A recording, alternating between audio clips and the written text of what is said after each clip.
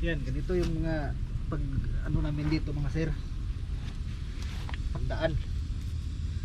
Kailangan namin sumuong.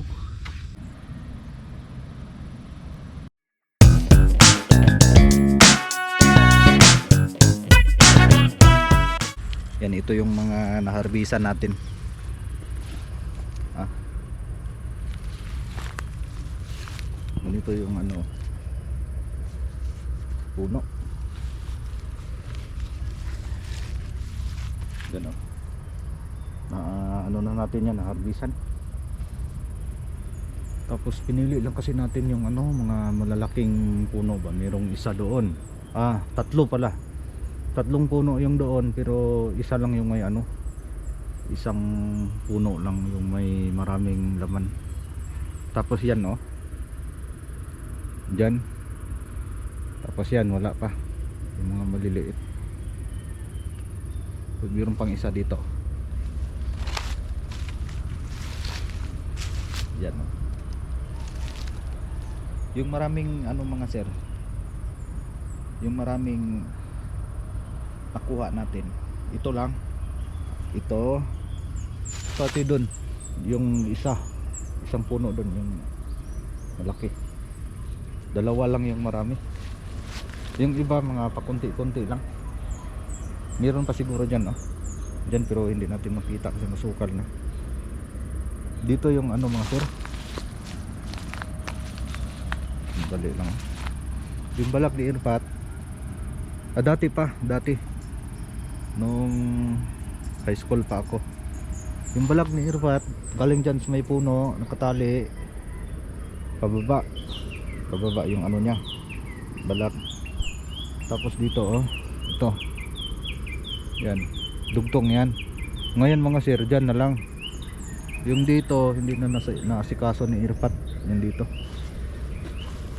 yun yung nangyari. Lumaki doon yung space namin, lumaki doon banda, pero yung dito na pabayaan. Yan, ito yung plano natin na tabasin natin yung mga damo dyan. Tapos yung balag ibalik natin, pupunta doon, i-connect natin galing doon sa kahoy, connect natin dito. Yan yung ano natin, next project natin yun. Pero gagastos tayo ng mga 2 rulyo, 3 rulyo.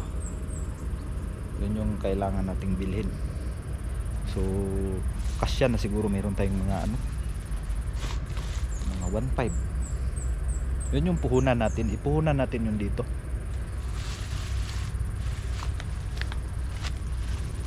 Sukal talaga yung mga ganito mga sir. Yun yung ano ko ba, takot ako sa mga ganito, yung namasukal. Yung pinatatakutan ko dito yung ahas. Baka may ahas ba, yun yung ano ko sa isip ko palagi ba, paano pag may ahas. Pero wala, sabi nila wala naman daw dito ahas. Sana walang magpakita na ahas dito, kasi pag mayroon, lalo na pag malaki, at talagang hindi na ako babalik dito.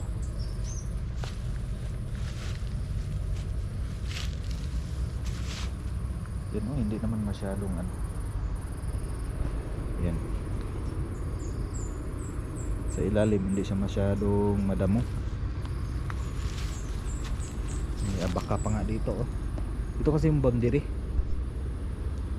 malaking kahoy, ito yung boundary. Pag lagpas namin dyan, iba na yung may-ari ng lupa doon. Yung mga kapitbahay namin, sila na yung may-ari dyan. Doon sa taas mga sir gusto ko sana ibalik yung mga balag din ba. Ito yung mga balag nasira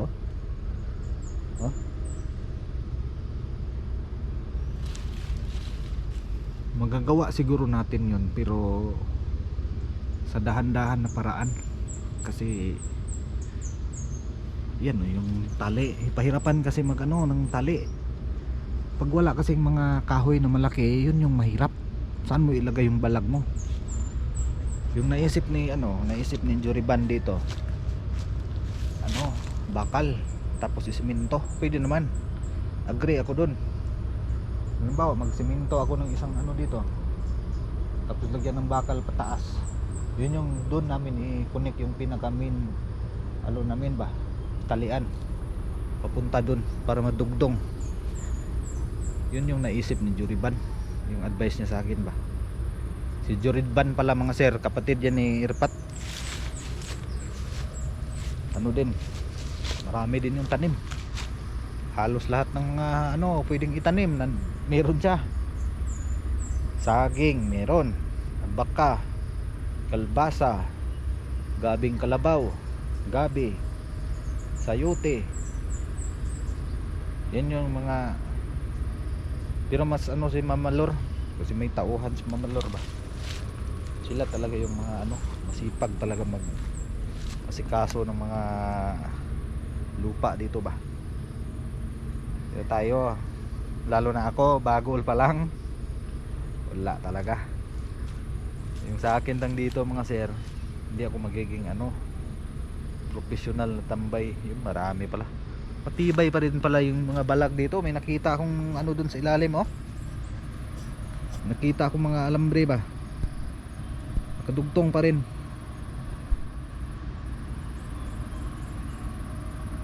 Galing doon, kadugtong pa rin. Yan dito, hindi ako mahirapan dito. Yung mahirap lang dito yung pagtabas mga damo. Marami pang ganito mga sir, ganito, marami dyan sa ilalim. Bali yung gagawin na lang natin dito, pa ganun na lang, pababa na lang yung bibili natin na pero dapat kailangan hanapin natin yung doon, yung saan yung pinaka matibay doon na talian ni Irpat paakyat. Pero okay lang yan, dugtong-dugtungan ba, dugtong-dugtungan. Yung mga sir, kwento-kwento na lang muna tayo kasi pauwi na ako. Dumiting ako kanina mga sir, mga lapit na mag alas 10, mga 9:30, kasi pinuntahan ko pa si Boss Iber. Sinabihan ko doon sa mga problema doon sa namin ba, internet connection. Pati yung tao nadamay. Nadamay si Boss Iber sa namin, internet connection namin. Marami talagang problema doon, Boss Iber. Pasensya na Boss Iber. Dito yung daanan namin hindi na masyadong hindi na masyadong sukal ba.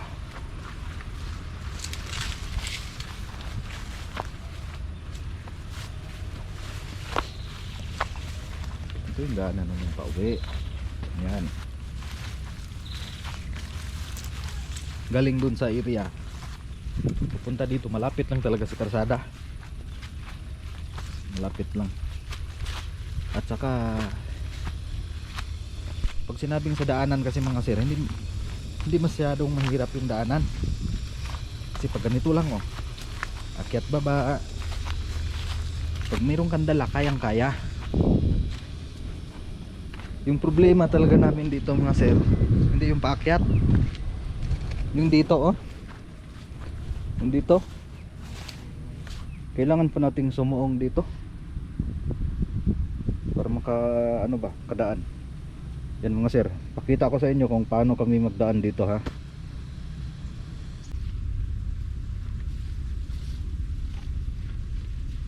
Yan, ganito yung mga pag namin dito mga sir, pagdaan kailangan namin sumuong.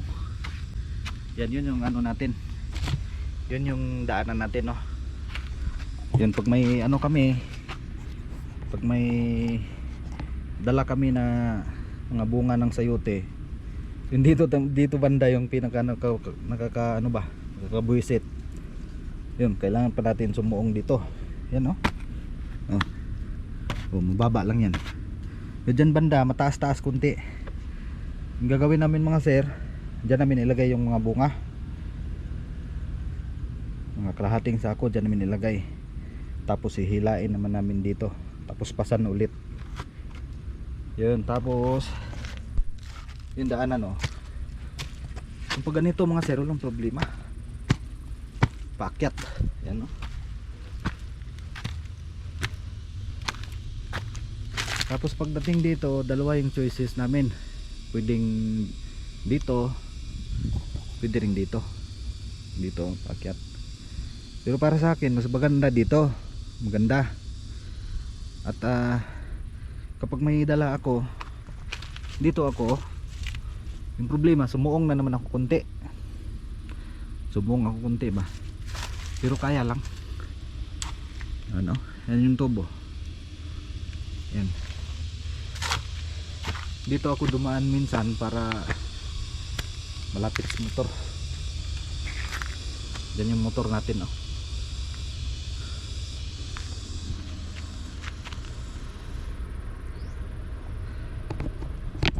Yan mga sir, no. Maraming salamat sa inyong patuloy na suporta dito sa atin. Abangan nyo na lang yung ating next upload.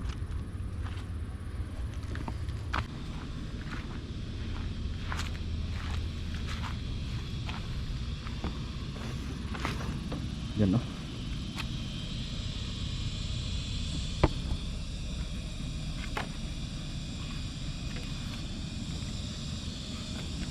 Si Busby, buhay pa rin si Busby.